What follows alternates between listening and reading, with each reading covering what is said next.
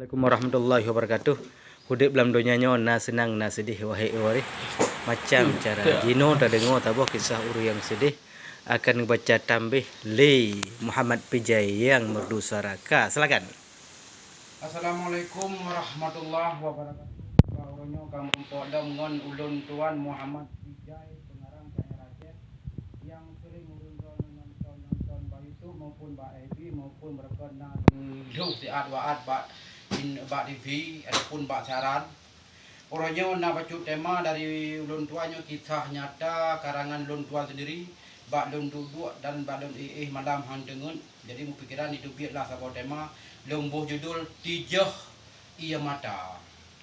Jadi kiban tak maksud Tijah Ia Mata jino nu dengar kaum muslimin dan kaum muslimat ni bak orangnya nu dengar baca kisah ulun tuan. Lon haram bungong di dalam taman, haram bungongnya bekna yang goda. Ternyata jino karena keputusan bungong lam taman hanjen kenyata. Lon gasih gata serta lon sayang, niat lon tuan sajan ulon ba. Hana lon sangka tekedi Tuhan, nasib lon tuan sabelam luka. Madu lam cupe sabelon hidang, lon prejun intan hati setia. Ternyata mandum hanya hiasan, madu lam cawan tajam putuba. Sakit dan sakit ulon ya Tuhan, nasib lon tuan sabelam luka. Tengah ulon kem hati lon senang, sebab harapan na bungang jumpa. Ternyata mandum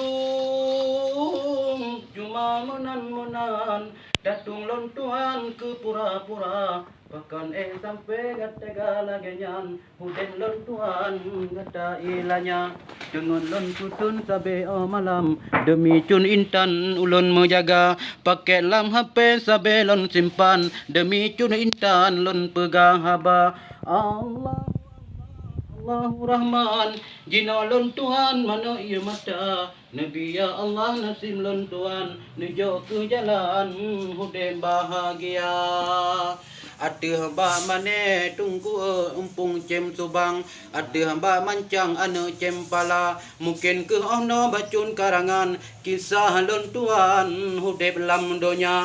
Menyenang salam akhirakan, sebabnya karangan dengan ia mata mubena bunge wae erakan, karenanya nasib lon Tuhan kamu no kada. Assalamualaikum warahmatullahi wabarakatuh.